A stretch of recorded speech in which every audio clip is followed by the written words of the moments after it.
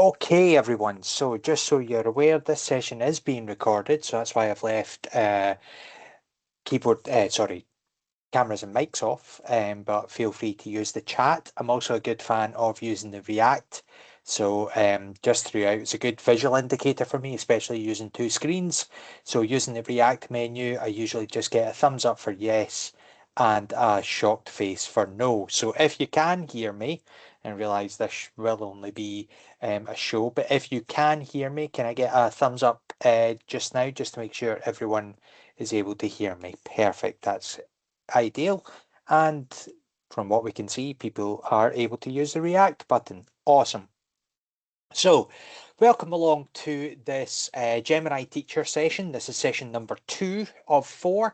And by the end of this, we will be halfway through our Gemini sessions that we are doing just throughout end of January towards the end of February, especially with the long weekends coming up for a lot of people. I appreciate that there are going to be around, I think there was 50 sign-ups, and we're already over half of that, so we're already sort of doing better than a lot of webinars have been lately, where we're seeing people sign up and not joining. So I do appreciate that you guys have taking the time to come along and listen to what we have to say and look at as we're going through the second part, which is into a bit more detail, which is NotebookLM. So it's what we would call broad AI to grounded intelligence. And I'll take you through what that means in a wee second, including hands-on examples and plenty of time for hands-on and making sure you're able to. For those of you who do not know me, my name is Martin Coots. I'm one of the Digital Skills Education Officers. My remit is to work with educators such as yourselves to develop your confidence, develop your skill set, develop your ability to use these ever-evolving tools in your practice, in your teaching and learning practice. We will hopefully get to the stage soon that maybe learners will be able to use this type of generative AI tools. But right now, this is very much centered around how you can use this to help boost a few things that you're doing within your class. And NotebookLM is going to be the focus of this session. So I've scheduled just at the start a little 5-minute surgery. Can I also make sure that people can see the slides there? So if you're able to see a 3D kind of AI generated image of me, 100% accurate. It's even got my height down to a T, because those of you on the call who know me know that I am one of God's vertically challenged individuals. So just at the start, I just thought it would be a good opportunity to make sure that everyone is getting logged into Glow. Okay, everyone is able to find NotebookLM. So that's just a sort of 5 minutes. We are going to be working in Glow today. If you do have your own Google tenancy and you're using that, that's absolutely fine. Let me just show my tab. So this is my Glow Launchpad. This is my personal Launchpad. You should hopefully see a NotebookLM tile. If you can't, we just go to the Launchpads at the top and we use a search Notebook, and then the I in the corner allows you to either launch it or add it to your Launchpad. Your other option is to ensure you're logged into Glow or logged into your Google tenancy. If you're not using Glow, I'm doing this via Glow. And then what you are looking to go to is NotebookLM. Let me just switch to this tab. So you are looking to go to notebooklm.google.com. And that will take you to the NotebookLM page. All right, that's where we are going to be working today. So as I say, you can find that via your Glow Launchpad. I have it within my own personal tiles. Some local authorities have it on their main tile directory that you can find. If not, once you're logged into Glow, if you go to your notebooklm.google.com, that should help. If you're unsure of what your Google account is, Another good bit of practice is up in the corner where you have your profile settings. If you tap on there or click on there and you go to the option that says My Profile, that will then take you to your profile page, and down the bottom you'll see that you have your Google Workspace email address, which is slightly different from your standard Glow email address. So as you can see, mine is esmcoots@eds.glow.scot. It is generally your local authority. So for Aberdeenshire, it would be GW14 Coots Martin at as.glow.scot. And it'll be different for each of the other local authorities. So if you're able to get to NotebookLM, just give me a little thumbs up there so that I know people are able to see the NotebookLM screen. That's great. And I also thought, just that kind of 5 minutes is just based on some of the feedback that I got in session one. Some people were struggling to find Gemini, so I just wanted to make sure people were able to find that so that they know where we're working and what we're doing and how we're actually bringing things together. Great, superb, good to go. Let's switch back to my slides. Perfect. So that should hopefully deal with things. If you have any other questions or queries, as I say, I've got a couple of screens open in front of me. I have my slides on my Chromebook and I can see the chat here. So please feel free to use the chat and ask any questions. I am quite informal with the way I do these sessions. If I always schedule in plenty of time that we can stop and go over something if people are struggling. The main goal of this is to make sure that you are confident, and if you are struggling to find it or if you're struggling to use it, then I'm not hitting my target of being able to show you. So we're as well stopping. We will all be at different confidence levels, but that is also true within our classes. Okay, so let's move on. I'm going to use, and I used this last time, something called the 11040 model, sometimes called the 11060. And it's generally a way to help you, you get that 1 minute hook, that 10-minute example, that 40-minute to have a play with it. The 40 aspect is an indication of time that you guys can go off and allocate to this. I gave homework last week as a joke, but it was really a chance for you to go off and have a play and get used to how the apps and the sort of nuances and the little the little inconsistencies or the way it certainly works. And again, it's making sure that your confidence is at a particular level. It's knowing how to how to structure things, how to phrase things, how to put things together so that you can get the most out of these tools, because that is the main aspect of this. So it's really all about how you can see. So I'll try and give you some inspiration, but then I'll also show you how you can model it. And then the application and reflection, that's stuff that you can do as you come away. And that's what we look at within this 11040 model. It's one that I've been doing with some of my professional learning lately. And to be honest, it's actually been working quite nice. And all credit to Google Gemini for giving me a little bit of inspiration in that regard. The other thing that we also showed you last week, and it's stuff that I've been talking about in some other sessions, is looking at how you do what we would call the RCTC structure. So that's your role, that's your time, that's your the sort of defining the role, defining the task, defining the context, and defining the constraint. So for example, I am a secondary maths teacher by trade, but in a previous life I was a secondary maths teacher. So I might ask Google Gemini, in my role as a secondary maths teacher working with a group of S1 pupils studying level 4, I need to introduce Pythagoras' theorem. Some of the pupils have a limit in their reading ability, so I need to make sure that my examples are as visual as possible. That might be how I structure a prompt. And that is how we would use things as we go through. And that's ensuring that when we are working with these tools, we are giving it as detailed a prompt as possible. And that's going to be the same with NotebookLM. NotebookLM is just in a slightly different arena. It's a more focused arena. So what's the hook? What's the sort of the reason that you would start using NotebookLM?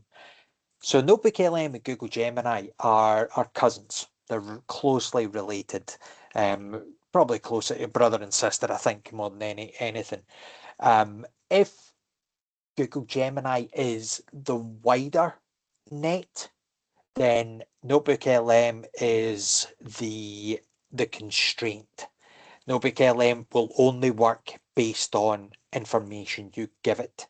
It won't go out to the wider web unless you explicitly ask it to. Google Gemini, by its design, will be trained on data from across the web.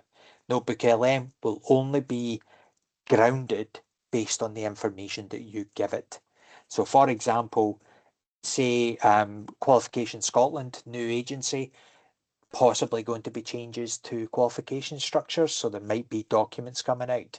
You will get documents from us, Education Scotland, that will have new ways of doing things, or within school, you will get new documents for particular ways. What can NotebookLM do?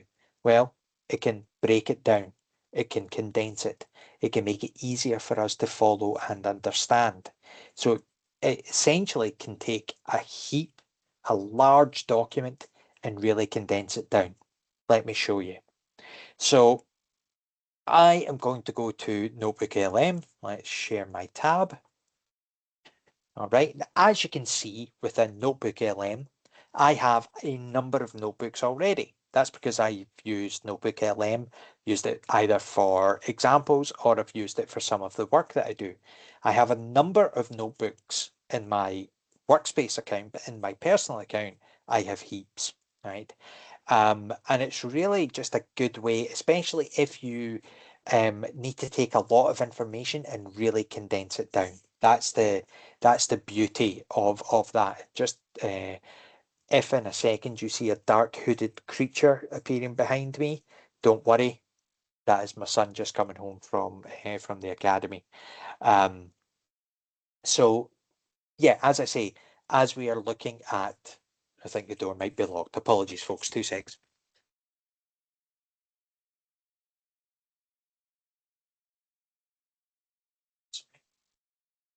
Yeah, fine. I'm in a session.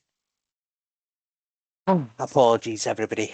Just the joys of being secure at home and then your son forgetting his key. Fun and games, as they say. Apologies. So yes, as I was saying, notebooks can be for a number of different things. These are all exemplar notebooks that I've been creating. You can see I've got the National 5 Applications of Maths. I've got AI-powered quiz creation in Microsoft Forms. Okay, so I've got Curriculum for Excellence, the Technologies Es. This is the example one I'm going to be working in.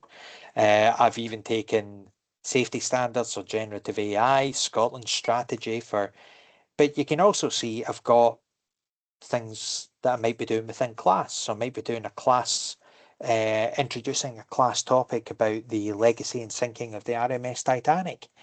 A lot of this is focused. None of this has went out to the wider net. This has just used either documents or prompts, and it's done it for a particular purpose. So let me show you. I'm going to create a new notebook just now. And there are a number of ways that you can get started. You can drop in files. So as you can see here, I can upload a file. I can give it a YouTube video or a web link.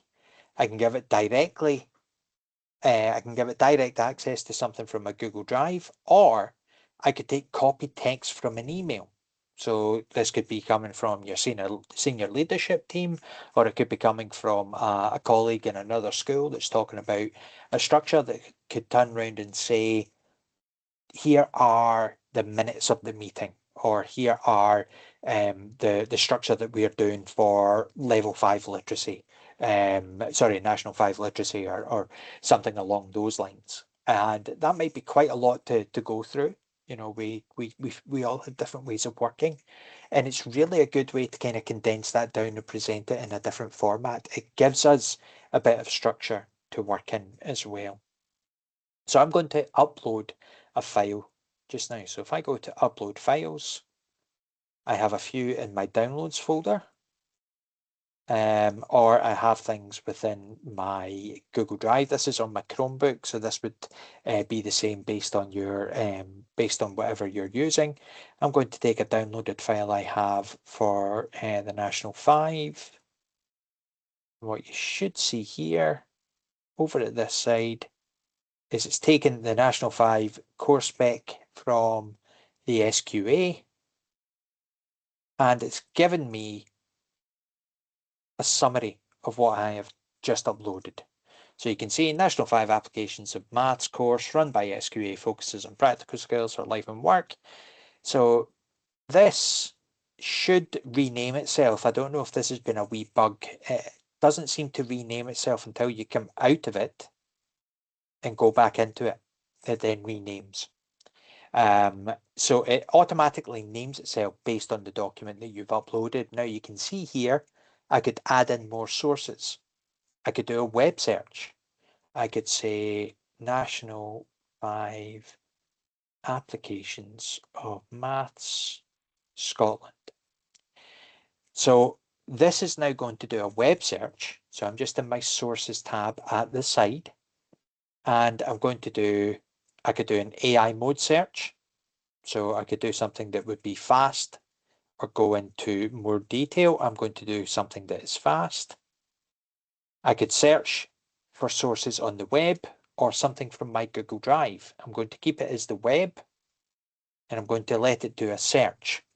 Now, this is just like doing this is a new feature. This is just like doing a Google search, but it keeps it in this notebook, keeps it in this folder. And as you can see, it picks a few different documents that it thinks might be beneficial. So let's view them and see what we've got. So if I want to preview something, I can tap the expand option here, and it opens it in a new tab. Okay, so it's a good way for me to review a source. So not happy with that source. And just stop sharing my screen.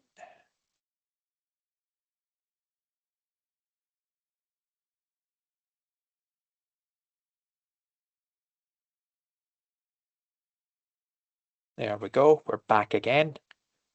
There are various ones. I'm going to keep maybe the course spec, so I don't like that one. I'm generally going to stay away from web searches. I might include this video. Now let's just keep it to documents just now. So I'm going to untick. Okay, I might keep, no, not going to take any past papers just now. I'm just going to import those two. So what I've just shown you there are a couple of ways that you can upload a document. You can upload a document that you have existing in your downloads folder, or in your My Documents, or in your Google Drive, or in your Finder, whatever it is you're using.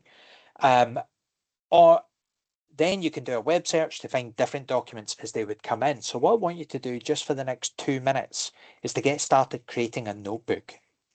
For this, it's just an example. Find any file you like. If you're struggling to find one, pick an experiences and outcomes document or a benchmarks document, just, as an example to use.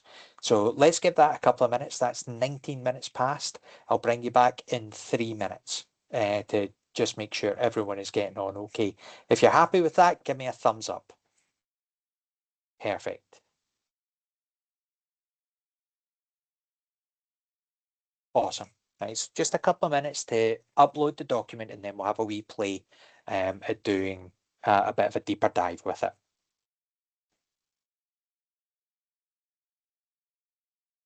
And as before, if there's anything you want me to go over again, just drop into the chat and I can go back and show you one more time.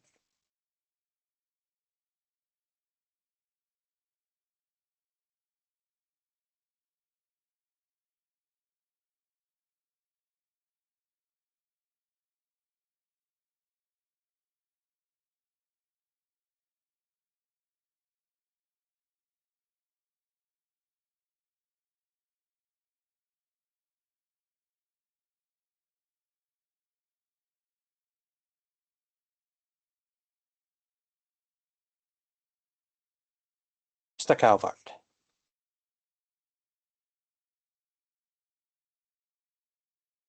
See, you've got your hand up. Is that to ask a question?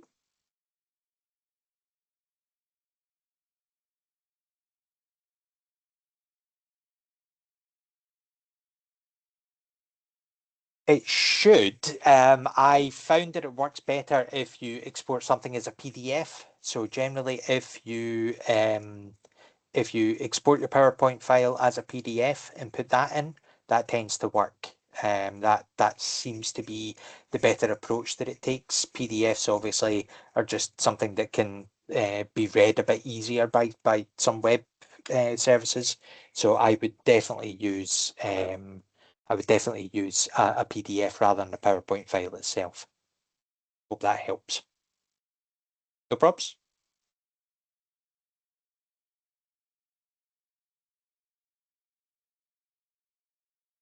So it tends to, yes. The web tool, especially within fast research, Mr. Ortiz, seems to if you use the fast option.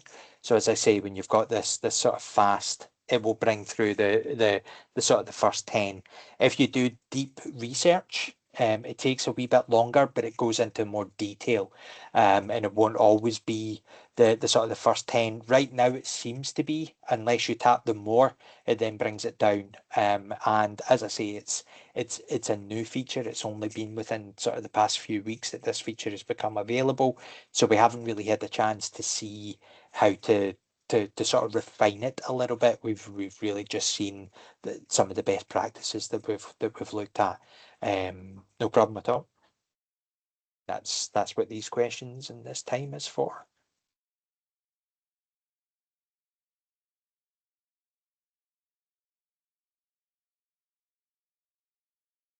Okay, that's 22 minutes past.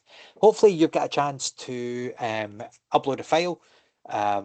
Even if you haven't, don't worry. As I say, this session is being recorded, so there will be a chance to go back as we are going through.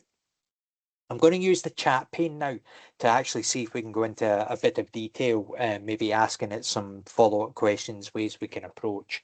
This is the exact same as using Google Gemini. The better the prompt, the more detail you will get out of this. The difference with this is a grounded, what they call grounded AI versus broad AI. Google Gemini, ChatGPT, Perplexity, all of these kind of Microsoft Copilot, they are all large language models. They are trained on data from the World Wide Web. Within our Globe workspace, the data that we share is not used to train that model. We get the benefit of all the data coming in, but we don't add to the data going out to train that wider model. That's Gemini. Grounded AI, NotebookLM, works using the Google Gemini thinking aspect, right? The way that Google Gemini would think about things. It uses the the intelligence aspect of that. What it doesn't do is it doesn't use the wider reaching intelligence. It doesn't use the large language model data. It will only answer questions based on the sources that you have added. That's why this pane here is very, very important. The sources that you add are what will guide NotebookLM to give you the answers. As I say, it works best. Yes, it can take multiple files, but I have generally found that PDF, links, and YouTube videos work the best. Copy text is fine. I've also seen some people that have had 20 or 30 sources at the side here. That is just service with a smile, coffee delivered. Um, I've seen people with 20 or 30 slides, sources, and to be honest, that just gums up the works. That just really makes it take ages to go through. Generally, I found that maybe around 7 maximum is the best approach to take with the files and sources. Web pages, obviously, the more detail within the web page, the longer it's going to take to ask. But if you've uploaded a file or you're uploaded a PDF, it's going to search within that and it's going to be much easier. And you can see it gives you some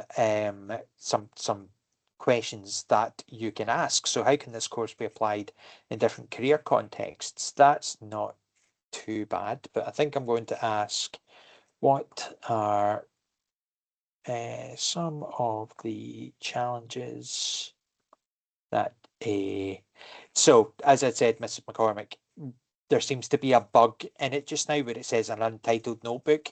If you have added a file and you just tap the NotebookLM icon up in the corner to go back to your notebooks, you will see it will say untitled, and then as you go back in, it should have renamed it. There seems to be a bug. It's one that's been reported, but when you upload a file, it should, and it has done in the past, automatically rename itself based on generally the first or second source that you upload.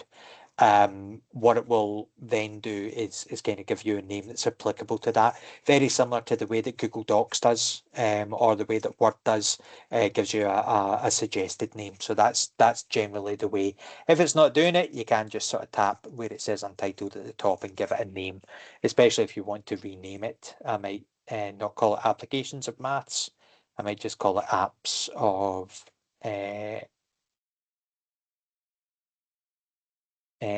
maths course specification, just as a way to show you that you can rename. So as I say, you can then ask it a question. So we're just going to go into a bit more detail and a couple of aspects that you can configure from here. You can say my conversation goal is a learning guide. Default is just a general purpose brainstorming, but if I'm doing something that is specific for education, I'm going to do a learning guide, and generally I want my responses to be a little bit shorter, right? I'm trying to get the most out of this. I don't want to be sitting waiting for hours for this to come through. So I'm just going to tap save. So all I did there was configured my notebook at the top here. And it will just give me now a learning guide that will take me through these sources. If I want to expand upon them, leave them as default. If it is information that you want to learn about, if it's a new document that you want to go into a bit of detail with, then the learning guide is good in that regard. So it's going to give me some detail and it's going to help me explore. Okay, so it gives me the two paper question assessment format and marking, key skills and revision strategies. So what I might say is, how would a pupil, or use it the way they do, how would a student approach learning about percentage increase and decrease? Just for an example, obviously the questions that you ask will be based on your subject area. I'm sticking to my lane. I can do so with some other documents as well, but just showing you a bit of detail in this regard. So gives me a little bit of context that I could do. It will say, does that make sense? Show me a guided example. So this might be quite good if you're getting a new concept or something that you're being shown within a subject area. You maybe just needing a wee bit of reinforcement, or you're maybe working through with learners. You're maybe doing this as a guided activity as a whole class. And it's just taking you through some different aspects. Now, this is because I'm using it as a learning guide. If I switch this back to just a default conversation, still keeping it shorter, tap save, it gives you some prompts that you could get started with. So if you're unsure about how to use these tools, it's actually a good idea just saying to them, right, I've uploaded this document. How could you help me understand a bit more about it. So what are some of the assessment challenges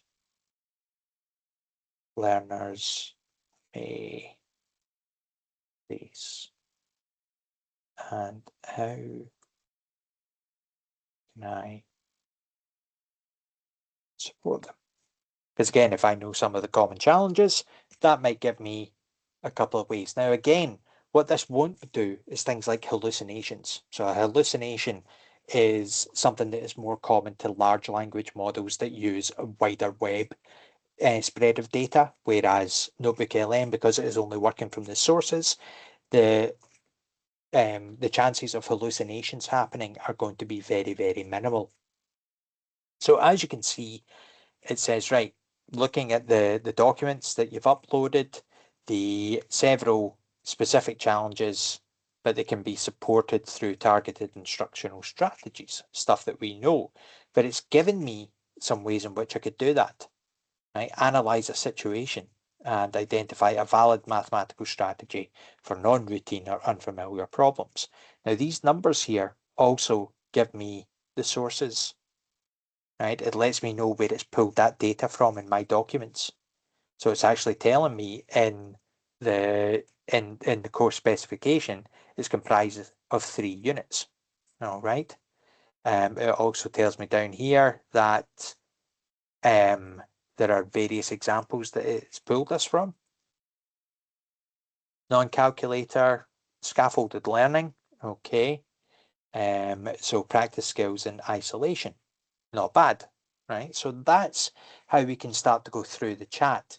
Now, again, the more detail that you go into with the chat, the more it's going to pull up. That's kind of, you know, the chat down to a T. That's it. It's pulling it from the data. What's really a sort of a really good aspect of NotebookLM is the studio, because the chat can go into a bit more detail and then 9 times out of 10 can be a bit more confusing than anything else. Whereas the chat itself, the studio itself, can actually go into a bit more detail. The one that a lot of people seem to really enjoy is the audio overview. That's where you can turn any source into a podcast. You can then download that file, share it with your learners. So it could be a good way to take, Mr. Calvert, you uploaded a PowerPoint file. So if that was now into a PDF, you could use the audio overview as a different way for the pupils to consume that information. Let me show you how this would work. Anything with a pen in the corner allows you to refine how you are using it. Before I go on to the studio, is everybody happy enough with how the chat works and how NotebookLM works? Is there anything that has been a bit confusing, or I know it might sound patronizing, but the chat is really simple. And I will be perfectly honest, I know there are a couple of colleagues on the call. I don't use the chat that much, right? I'm not a huge fan of the chat. I spend most of my time in the studio because the studio is a perfect way for me to take the amount of large bits of information that I get and really just condense it down into a form that's easy for me to understand.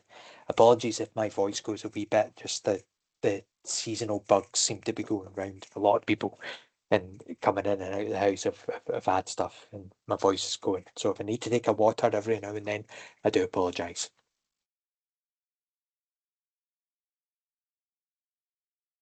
So you will see, first of all, let me show you that two of the options are in beta. Now, what that means is that they're not the finished product. They're not perfect. Um, they're pretty darn good, though, in all honesty. An infographic is probably going to be one that you guys will have the most fun with, because it's a great way to take a large swath of information and really make it into a nice visual. Slide deck as well. It's a great way to sort of quickly create a presentation that you can then present, use, share. What it doesn't do at the moment is create it as a slide deck. seems to create it as a PDF. I am told that the option to actually change that into slides or PowerPoint is coming. Again, this magic word of it being a beta means that things are going to change. So if I go to my pen tool for the audio overview just now, some of you might have seen this, you might have used it. Can I just see, has anybody used the audio overview before? Don't worry if you haven't, that's the point of this. Some people have, some people haven't. Good. That's fine. So essentially, the audio overview is where it takes a document and it turns it into a podcast. Imagine two people talking about something that is going on, and they change it into a podcast. Right now, the voices are American. I am also told that there is a voice changer coming where we will be able to change it into UK English. That does mean English, doesn't mean Scottish accent. But again, that's feedback that we have given because we know that we respond better when it's in an accent that is familiar to us. You can customize the length of the podcast, but you can also customize the focus. So if I tap on the pen tool, you can see I could take a deep dive, I could take a brief, I could take a critique. The brief is quite good. That's a sort of the quickest one to do. Or I could take a thoughtful debate. Now, what is also happening here, especially for some of our English as additional language pupils, you might have a document that is in English, or you might have a set of course notes that are in English, and you want to change that output language for, you might have some Ukrainian pupils in your class who are needing to get things, hear things in their own language. So you can see there are various languages that exist.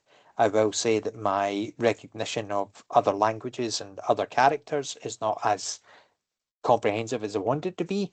My Cyrillic is not as good as my Arabic, shall we say. But as you can see, there are various languages that exist, and again, more of these are coming. So you've got Portuguese from Brazil and Portuguese from Portugal, because there's slight differences. We have languages from the Netherlands. Why it's not called Dutch, I don't know. But you can see we've also got Deutsch, we've got Dansk, we've got, so I could change it into German. This could be good for an MFL class where you have a document that you have created. It could be good for an advanced higher class that you have, and you maybe want to see if they can follow things within the language that they are learning. You might have a National 5 French class that you may wish to use. We're just going to stick with English. And what I'm going to do is I'm going to make it a brief, and I just want it to focus on a particular topic. Focus on a National 5 pupil learning about profit and loss for the first time. So again, I can have multiple audio outputs here. And if it's the course notes or if it's the course description that I have, and I'm also wanting to create a file to put into Microsoft Teams or Google Classroom or Showbie or, whatever tool I'm using to share information, or even just onto a Google Drive folder or a OneDrive folder that pupils can access, or even into a book creator, limits are endless. So let me tap Generate. And what will happen here is it will start to generate the audio overview. Now, as a good Blue Peter presenter, I have one that I prepared earlier. That's how we generate an audio overview, but what does it sound like? So I'm going to come out of this notebook and I'm going to go into my CFE one here that I created earlier because I have 4 outputs. The reason I'm showing you this within a different notebook is because these can take a bit of time. I was doing this session with a group of teachers in Renfrewshire on Wednesday of last week, and I didn't get a chance to actually go through. I showed them how to generate, but never actually got a chance to show them the finished output. So I have done a number of conversations. Here is my audio overview in my studio here. And what I actually asked it to do was a deep dive, right? So let me show you what the prompt was. So the custom prompt I asked was, I gave them the technologies, E's and O's, and the benchmarks. And I asked it to cover digital literacy, but talk about how progression can be assessed from early to fourth level. So that's a bit of detail to go into. That's a bit of a deep dive. So that was the prompt I asked. That was what I did when I went into the pen tool in the corner and asked for an audio overview. Now I'm just going to start, make sure that I am sharing my audio. Just think I should be.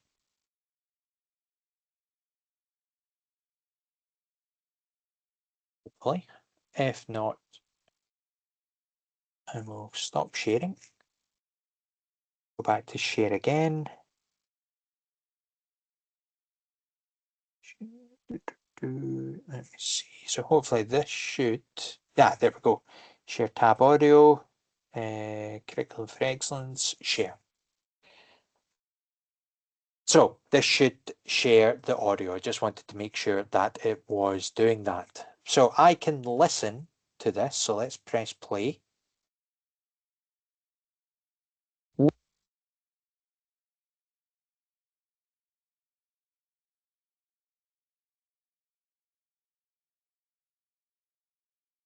Welcome back to the deep dive. You know, there's this pervasive myth that we hear all the time, the idea of the digital native. The assumption that just because a child was born with an iPad in their hands or, they can swipe through YouTube before they can talk, they just innately get how technology works. It's such a dangerous assumption. Yeah. I mean, being able to swipe a screen is completely different from understanding the architecture behind it. Right. It's the So as you can see, it's Americanized, but what I quite like about this is it does do, the little nuances, the little eccentricities that we do when we talk, where we pause and we think and we go, all right. What's also quite good within NotebookLM in this regard is there is the option for what we call interactive mode.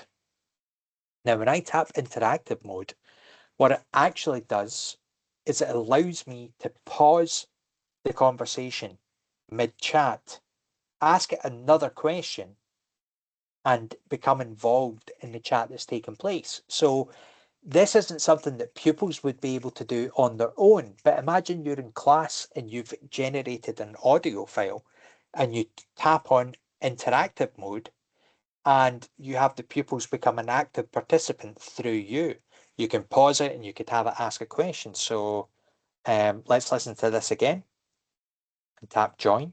Welcome back to the deep dive. Hey, welcome. What's up? Hi, nice to see you. Hi, nice to see you too. Absolutely. Thanks for joining us today. We're just about to kick off a really interesting topic. Yeah, we're talking about the famous or That's maybe awesome. infamous idea of the digital native. There's this Oh, go for it. Wait, what's a digital native? That is a great question, and it's the exact center of our conversation today. Okay, let's unpack this for everyone. We mentioned it as a pervasive myth. So you could, you can have this up on the screen, have the pupils ask the question just by tapping join and start to get a deeper dive into a context, into a content, into a topic that you're looking at. It's that aspect of it is awesome. It's absolutely mind blowing that this is something that we have available to us that with tools that we can use. The opportunities for learning and the opportunities for taking a deeper dive into a subject area are absolutely mind blowing. Absolutely mind blowing. Has anyone tried the yeah, that could be one of the things that you could say, Miss Brown. So in your custom, so that actually goes back to what I had said last week about a constraint. So what I would say within the prompt is I would do a brief, and I would say target audience. So focus on the digital native, but aim the audience as a group of P5 pupils in Scotland with a reading age of 8, for example. Then I can tap generate. And what it will do is it will generate that conversation based on that reading age. Okay, so anywhere that has the pen tool, that's where you put in the constraint, the context, and you give it the sort of the task to do. So you don't have to define your role in this regard, but if you were at session 1, I defined something called the RCTC framework. That's role, context, task, constraint. So the context is obviously the environment in which you are going to be delivering this. The task is what you want it to do. The constraint is the ability level and the reading age.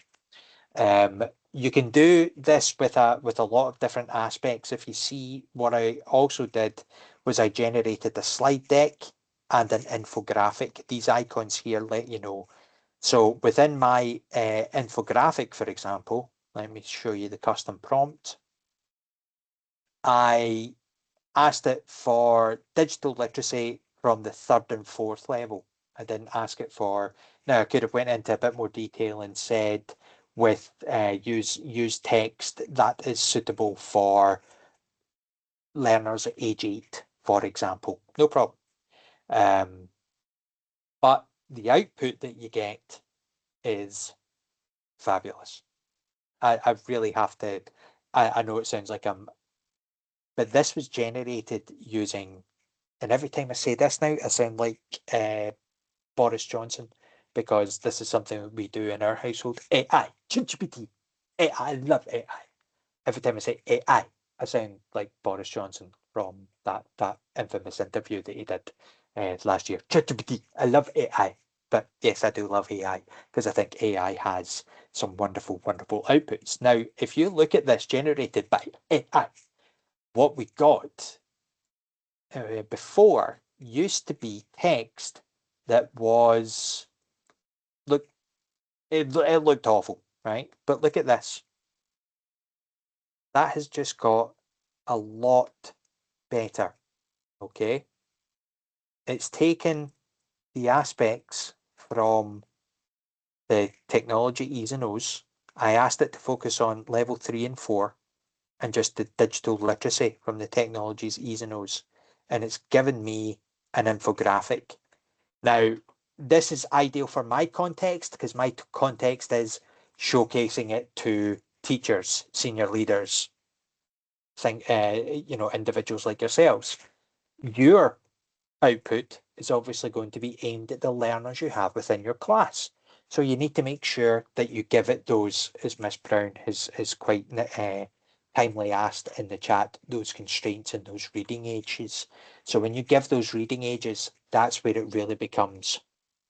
And before you ask, folks, at this stage, it is not able to be edited. It is a static image.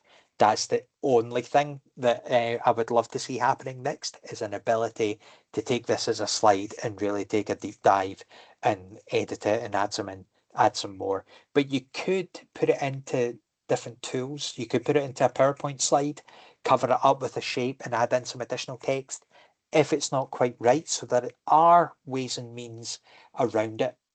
If you're needing to share this with everybody, you notice you have that download button at the side. It downloads the file. It does the same with your audio file. If I tap my ellipsis at the end, you can see one of my options is to download it. So it will download it as a file and it will put it into my downloads folder, and I can then share it with my learners. You can see that audio that I used as an example there is still generating. But the slides, just as I show you, I also did the explainer video. Let's look at the slides. Now, these were all generated with AI, right? It's taken the image from the cover page of the Technologies E's and O's. It's framed it, it's done everything. If I press play, it turns it into a slide deck that I can then present. As you can see, that is pretty darn clear, okay, for it being generated. So what this can start to do is it can start to take course content, it can start to take information, it can start to take something that you have within a context and define it. The prompt that I used here was I just wanted to focus on second level. So when I was looking at second level, it will show me where it sits. It will show me the progress, the assessment, how that ties in with different curricular areas. This was all part of the prompt. So the clearer you are with the prompt, the better the output you will get from NotebookLM. If you don't take anything else away, take away the prompting. That is a huge part of this. A colleague said that I'm a prompt master. Don't really know if I buy that. I'm just someone who uses a lot of prompts and I prompt quite often. You know this yourself when you do a Google search. The clearer you are with your search, the better your output is. The better you are with your prompt, the clearer you are with your prompt, the better your output is. But again, not perfect, not ideal, not 100%, might not be particular with the style that I use, but you know what? As a starter for 10, it's pretty darn clear, and that's what I like about it. I can then download, again, these download as a PDF, but again, I can put that in, I can obviously do PDF to PowerPoint converters. There are aspects like that you can use. You could even put it into Google Gemini and ask it to generate. The last one to show you, flashcards, quizzes, you can have a play with these. The last one I generated was a video overview. And again, the prompt that I used is what I defined. So my custom prompt here was present this to a group of computing science teachers working with first and second level learners and what they need to cover for computational thinking. So I gave it the context, the task, the constraint. I only want computing science teachers, I only want first and second level, and I want computational thinking. So let's see what this video looks like.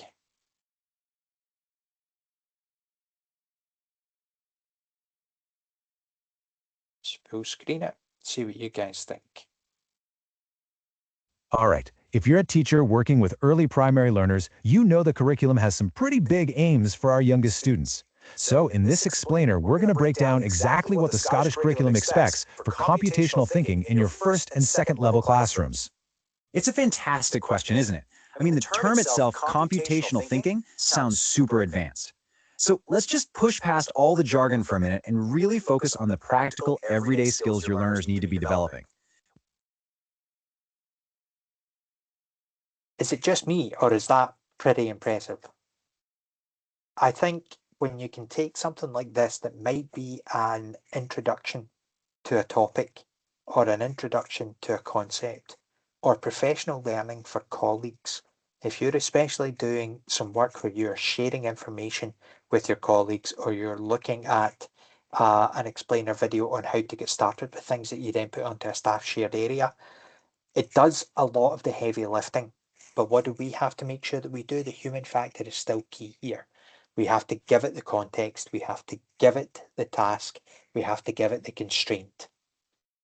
So we're coming up to the last 5 minutes. I could talk to you for about another hour on this, but hopefully that has given you an introduction into some of the ways in which you can use NotebookLM. Just as a way to recap, let's go back to my slide deck.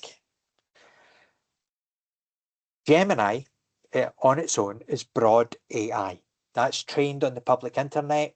Great for sort of getting to go with your ideation, and it uses its own internal knowledge. That knowledge has been given to it by the broader internet.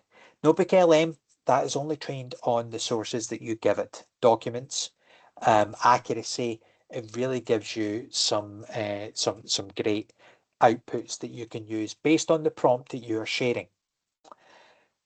The reason that it's great is it is linked to your sources. It won't invent anything. It won't hallucinate. It won't state information that isn't in the document that you upload. It won't claim that it's there, right? If it's not there, it won't talk about it. And this citation first, this pulling it just from those sources, it really gives you guys a kind of a siloed way to use AI rather than using the broad general AI that's out there. So the way I really think about this is upload it, ground it, right? Use what you're wanting to work from, and then generate. Create your video overview, your audio overview, your infographic, your slide deck. Things that you can then share with your learners once they've been generated, or things that you can share with other with your colleagues or with other teachers who are maybe getting used to a new you might be responsible for introducing a new tool within the school. Audio overview, that's that text podcast. Again, giving it the constraint, radio style summary. Really take Miss Brown's point on board. Think about the reading age and ability of your audience. Okay. That's really how you get a bit more in-depth analysis that is appropriate for the learners you have in front of you. So there are a few different ways to think about things within Glow. Glow is a private environment. Everything that we are using within NotebookLM and Google Gemini is not used to train those wider models. They stay within your instance of Glow that you're using. As we have said with other tools, do not use personal data. Nothing that is tied to either yourself in terms of names, dates, addresses, anything like that at all. Do not upload that, right? Just stay away from it. Really just keep it to the broad education context. AI is not a replacement for you guys. Not that we would ever expect it to be, right? AI is not a replacement, right? We're not talking Skynet, we're talking Clippy. We're talking an assistant, we're talking a tool. We're talking something that allows you to do stuff faster. Best way to think about this is Google turned up to 11, right? My wife was talking about the Grammys yesterday, and she couldn't find a list of the winners, just their political stance. So what did I do? Mr. Geek fired up Google Gemini, asked it for a list of Grammy winners, gave her the list, right? It's a real life context, but you know what? It was useful. And then make sure that we are trying to maintain the integrity of the information that we're sharing. If we share something that isn't tied to what we are doing with our learners, then it is not going to be useful. So make sure you're using the guidance, make sure you're using maintain that pedagogical integrity. All right. You've seen a few different things that you could take if you're, maybe planning a Duke of Edinburgh trip. You could maybe ask for parental questions or an infographic. You could say, right, your 5 common questions answered, and share that with parents. A nice visual guide that you could take. Take this 10-page policy and turn it into a 1-page cheat sheet for staff within my faculty. Something like that. Our next session is on the 17th of February between 4 and 5. That is where we're going to start looking at Google Gemini and one of the other tools called Canvas. If you have a mobile device in front of you, if you want to scan that QR code, it will take you to the feedback form that we are using for this session. And if you bear with me 2 seconds, I really appreciate the feedback that I got from people last week. What we also have though is if you are unable to scan the QR code in the chat, I am just adding in a link to the form. Really do appreciate your feedback. Let me just stop the recording there. So